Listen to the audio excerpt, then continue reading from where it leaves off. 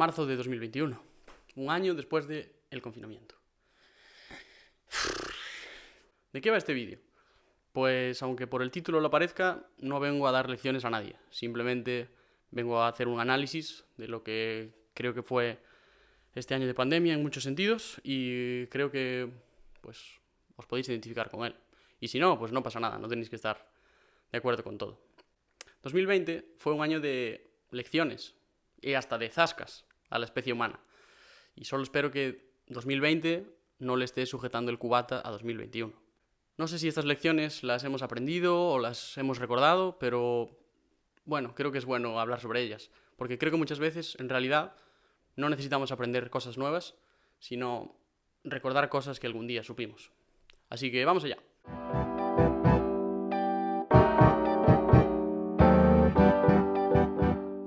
Lección número 1. Que no tenemos nuestra vida tan controlada como pensábamos. Ha sido un choque de realidad y creo que solo hace falta ver los números, casi 100.000 muertos en España, para ver que un pequeño virus para todo el mundo. Y bueno, como diría Rajoy, lo del gobierno ya tal. Número 2, que no sabemos estar solos con nosotros mismos. O todo lo contrario, que no sabíamos cuánto necesitábamos estar solos. Porque lo queramos o no, el mundo está hecho para un tipo concreto de personas. Y este año, pues, los extrovertidos se han tenido que adaptar a cómo es la nueva normalidad, y no al revés. La salud mental creo que es uno de los factores más importantes para el bienestar del ser humano. Y lo que nos ha ayudado esta pandemia es a darnos cuenta de que quizás teníamos problemas que ni sabíamos que teníamos. Lección número 3, y una de las que a mí personalmente me da más rabia, que a los políticos no les importamos. No les importan las personas, les importan los votantes. No les interesan nuestros problemas, sino más bien el beneficio que pueden sacar de ellos. Y relacionado con esto, los medios de comunicación, o así se hacen llamar, dictan lo que tenemos que pensar. Si eres de un lado, vas a ver ciertos medios de comunicación, la prensa, vas a hacerte tu propia burbuja en redes sociales, tus cámaras de eco, y del otro lado pasa lo mismo. Son medios de difusión de ideas, de propaganda. El problema que veo como sociedad es que no tenemos suficiente pensamiento crítico. Y sobre la democracia, bueno, ya hablaremos más adelante. Número 4, que el sistema educativo, algo que no es nuevo para nosotros, pues es un desastre. No funciona. Necesitamos más recursos. Se necesitan, bueno, voy a hablar así en general, se necesitan más recursos, se necesitan buenos profesores, se necesita gente entusiasmada y cualificada para la enseñanza. Y sobre todo, creo que falta una metodología, una forma de enseñar distinta. Algo que nos enseñe a aprender, a estudiar y que no solo sea memorizar datos, chapar libros enteros para vomitarlos en el examen y que ni sea útil, ni veamos utilidad, ni nos guste aprender eso. No lo sé.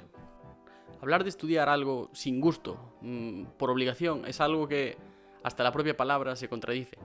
De hecho, en latín, cuando tenías que hacer algo por obligación, porque te toca y sin gusto, había una expresión que decía non estudio, sed oficio, que viene a ser algo como sin gusto por compromiso. Entonces, relacionar el estudio con cosas que hay que hacer, que no nos gustan, que lo hacemos por compromiso, porque toca, por cumplir y no por gusto, por el placer de aprender cosas que nos gustan a nosotros, es una contradicción, o debería serlo.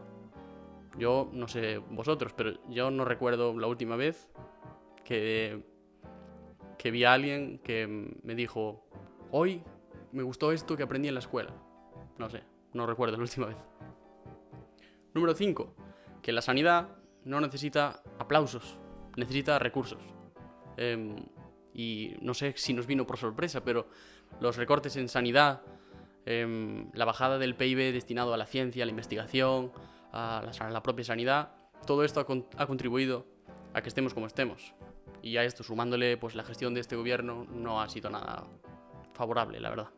Y es más, creo que como sociedad necesitamos más formación científica. Porque si no, lo que pasa es lo que está pasando hoy en día, que nos creemos cualquier bulo que nos meten en los medios de comunicación, que vemos en Twitter, en redes sociales, y es muy difícil hoy saber qué cosas son verdad y qué cosas no. Si no, lo que tenemos es una sociedad bastante manipulable. Al final tenemos lo que nos merecemos, tenemos lo que votamos. tenemos que empezar tenemos que empezar a dar más valor a las evidencias y no tanto a las preferencias. Número 6. Parece que, tanto como sociedad como personalmente, necesitamos esperanza. Esperanza de que la vacuna va a funcionar. Esperanza de que este año 2021 sea mejor que el 2020. De que nuestros políticos hagan bien su trabajo y sean más íntegros. Eso está bastante negro.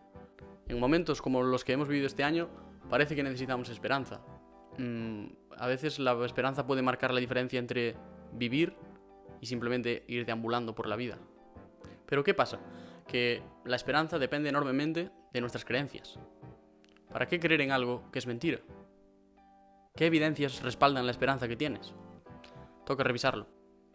Número 7. Que la cultura, el entretenimiento, las pelis, las series, los libros son necesarios. Al final todos necesitamos desconectar, y más en un año como este. Creo que, como veis, desde Encontrálogos nos gusta abrir el espacio para hablar y debatir sobre estas grandes preguntas, y nos parece muy necesario.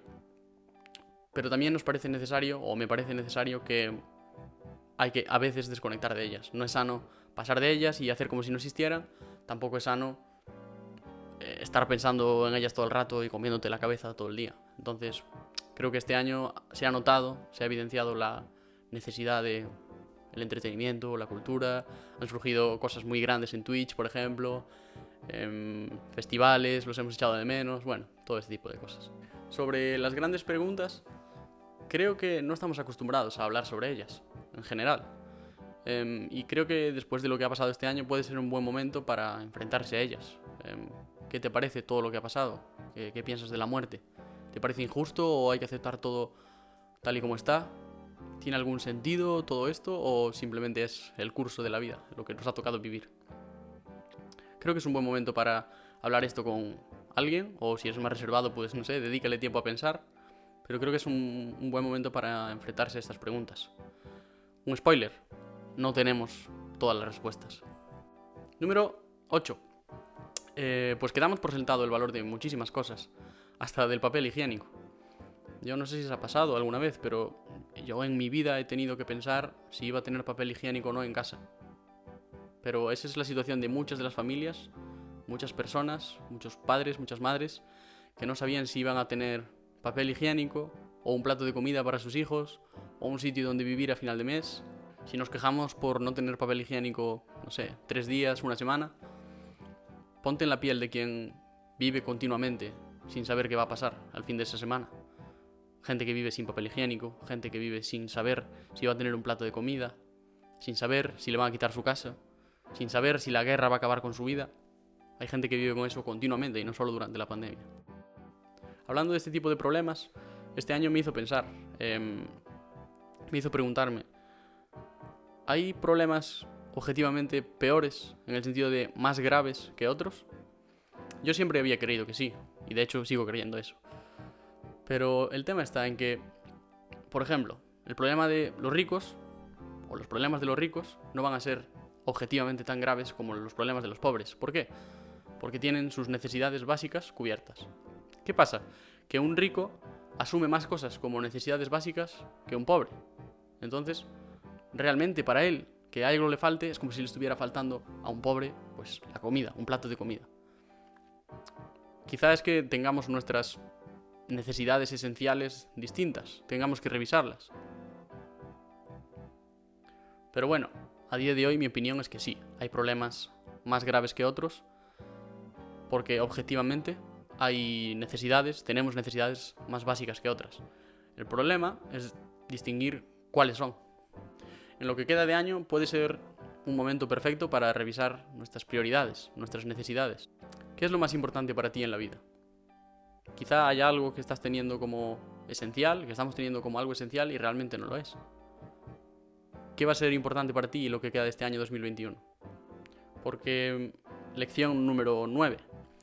Creo que una de las cosas más duras que nos ha enseñado este año es que quizá tengamos nuestras prioridades desordenadas. Esto no es nuevo. Gautama Buda, el fundador del budismo, decía, te conviertes en aquello que piensas. Y es que a lo mejor pasamos demasiado tiempo pensando en cosas no tan importantes. Spinoza decía, el deseo es la misma esencia del hombre, entendido como el ser humano. Según él, somos seres que deseamos, seres que necesitamos, y que hasta llegamos a decir que algo es bueno simplemente porque nos gusta, que estamos incompletos. De alguna manera, somos como esclavos de nuestros deseos. Schopenhauer, otro filósofo, decía: un hombre puede hacer lo que desea, pero no puede elegir lo que desea. En la Biblia se dice que todo aquello que deseemos por encima de Dios nos esclaviza. Más o menos, que nuestra primera necesidad es Dios y eso es lo que nos liberaría de estar esclavizados de nuestros propios deseos. Hasta el Principito nos decía: lo esencial es invisible a los ojos.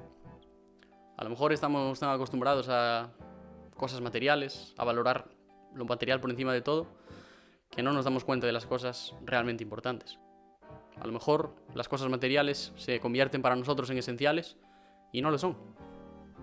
A lo mejor, y volviendo al tema de la esperanza, a lo mejor tenemos la esperanza de que conseguir algo material incluso, un trabajo, un coche, una casa, una relación, eso nos hará feliz, eso nos hará estar satisfechos y tranquilos. Pero ¿y si no es así? Jim Carrey, el actor, dijo una vez: creo que todo el mundo debería volverse rico y famoso y conseguir todo con lo que han soñado, para que puedan ver que esa no es la respuesta. Yo le preguntaría: ¿y cuál es la respuesta? Para terminar, solo pido una cosa: suscríbete en Contralogos. Solo pido que este año 2021 no sea el 2020 2.0, ni tampoco 1984. Así que nada, gracias por estar ahí, gracias por este episodio y ojito a los debates que se vienen.